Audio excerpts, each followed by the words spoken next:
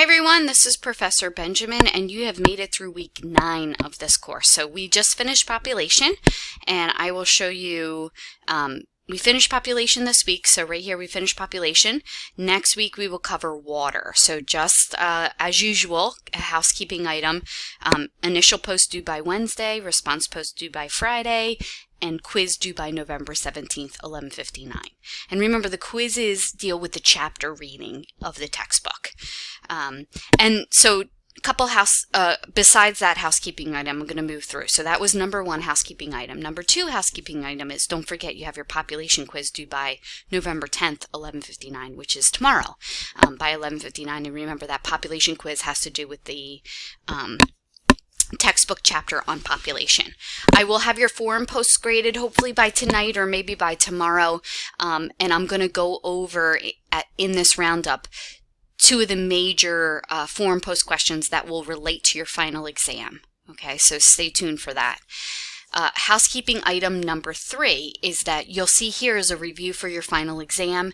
That review for your final exam I did update, so if you printed it out before today, make sure that you go back and reprint out the review for the final. I just made some minor edits to it. You'll also notice that down here is that right down here is the final exam portal, but you also see here there's a video walkthrough of the final exam. And I also just put the review there as well, just in case, just to keep it all together. So this walkthrough of the final exam I put up yesterday, and it contains, just like I did for the midterm exam, a walkthrough of all the questions on the final exam and where to locate the information and kind of what I'm looking for in those answers. If you have questions, make sure you reach out before the final exam. Okay, so that was housekeeping item number 3. Housekeeping item number 4 is the fact that next week we are working on non-renewable resources, and it requires that you have watched the film Gasland 1 or Gasland 2. I know there are parts of this film available on YouTube, but please make sure you watch the entire film because it contains information for your final exam. There's a big question on your final exam that relates to the film that requires, just like Fed Up, where you actually incorporate sources into your answer, and your answer has to be at least 300 words. Everyone talks about the same thing in their answer, which is some guy lights his water on fire, which is fine, right? But it's not okay. So I don't want to see that in the final exam answer because there's specific things that I want in the final exam answer, and that is how it relates to Tragedy of the Commons. And you'll hear about that in the final exam review walkthrough video that I made.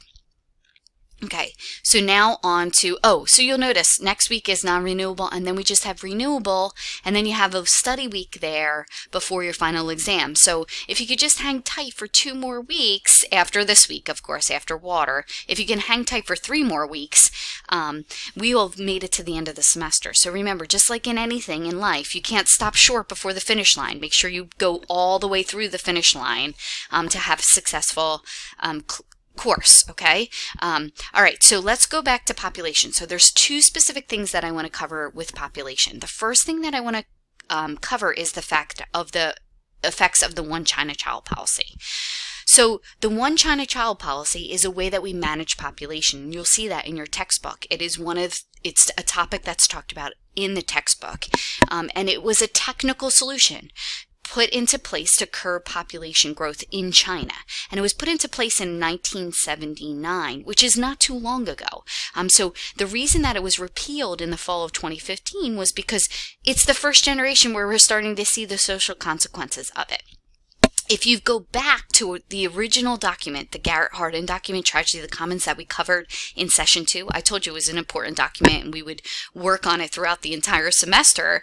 But in that document, it says clearly that the UN clearly states that we cannot tell people that they cannot have children, okay? It is their freedom of right to breed, okay?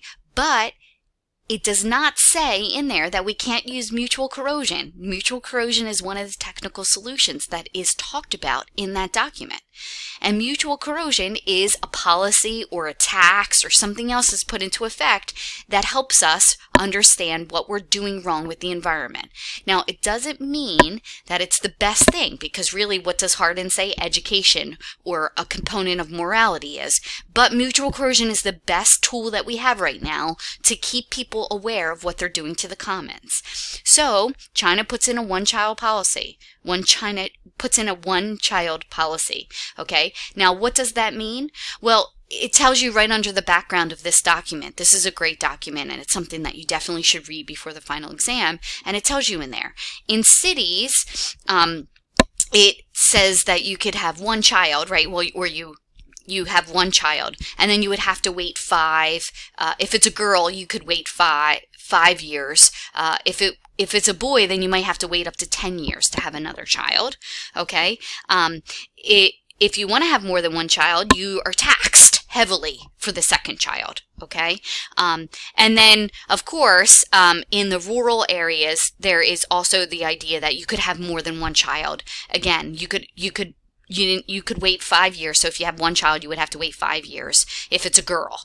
If it's a boy, then you might have to wait 10 years to have another child. And if those populations of those towns is too high, they may tell you can't have any more children.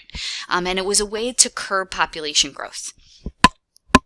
So this is a big deal because we have to go back to China's cultural and political beliefs that made this one China child policy become a major problem with all of these social consequences. So let's move a step back. So that's the policy. Either you can have a child, and then either you're taxed on your second child, or they tell you have to wait to have your second child. And remember, the tax, especially in the city, people might be able to pay that, but in the rural areas, people didn't have enough money to do that. So the big issue in China is the fact that men or boys hold more value than women. And this is a cultural belief because, number one, boys, of course, carry on the family name. So as you know, they carry on that family lineage of the name. The second thing that they do is that, especially in rural areas, they are free labor. So you would want a boy more than you would want a girl, even though girls can do all the same things. Culturally, they believe that boys could do more work than girls, or they had a specific role in society. And so you wanted a boy because if you lived in a rural area and it was poor, that was free labor for you. The other thing is that in China, the boys are the social security system. So in the United States, when you reach a certain age, you apply for social security and the government sends you a check. In China, that's not how it works. In China, the boy grows up, marries a woman, and then what happens is that they then take in the boy's family. So his parents, they take care of them. So it's their social security system. So if you have a girl first, you're like, uh-oh, who's going to take care of me when I get older? Okay, so these cultural beliefs led to major problems. The first problem that it led to is sex-selective abortion, meaning that if you had a girl first, number one, people found out that if they were having a girl first and they aborted the child. So China then put into a policy that you could not find out the sex of your child. So there was no ultrasounds allowed. But then what happened was a black market for ultrasounds showed up, and people still had ultrasounds illegally and then aborted their babies illegally if they were a girl before they were even born. So that's one issue. The second thing is that then sometimes they would deliver the girl and the hospital would kill it upon the request of the parents. So if it was a girl, they would say, you could kill the girl on the spot once it was born. And this actually came to light a couple years ago. They actually found a trash bag from a hospital with the name of the hospital on it in a river with I think it was like 20 dead girls in it, babies, infants, who were just born, a couple days old, were killed. And that is because the family just didn't want the girl, and they knew they would have to wait to have another child. The other thing is that then people had girls and they left them on the side of the road. So now China has orphanages that are overrun with girls. And this actually led to a treaty with the United States that the United States would be able to adopt girls from China for a lower cost, and there would be no really strings attached. So that means if the parents came back later and said, I would like my daughter back, they couldn't do that. So they actually made it easier to adopt children from China than it is to adopt a child in the United States. Because these orphanages are overrun. Besides the fact, now China's government has to pay to take care of these girls in orphanages. So they did themselves a disservice because they were trying to curb population, but what they didn't realize is it was going to cost them money in the long run. The other thing is that there's a whole network of foster parents in China who take care of these girls because the government can't afford to take care of all these girls in the orphanages. So that's one major social consequence. Another social consequence is now there's a major sex imbalance, meaning there's more boys than there are girls, and there's not enough girls for these boys to marry. So there's, China's being overrun by boys and there's not enough girls. So this has now led to another issue, which is the fact that now girls are being trafficked in China. Number one, there's a lot of girls being brought in illegally through human trafficking channels from North Korea and other countries. So they're being stolen in other countries, brought in to be married to these men in China so that then they can marry and have kids and keep their family name going. The other thing is that even girls in China are being trafficked. So, if a girl is born, they're being sold off to being married and they're being trafficked to other villages. So, it's a mess. It's a total mess. The other issue is that there's all these girls that are hidden in villages. So when the One China Child policy was redacted, all these girls came forward and said, I don't have any social security card or anything because I was being hidden in my village by my parents because they didn't want to tell the government that they had a child so they could have another child. Lots and lots of social consequences. Another social consequence is now that China wants to, of course, keep their population going, their economy going, but guess what?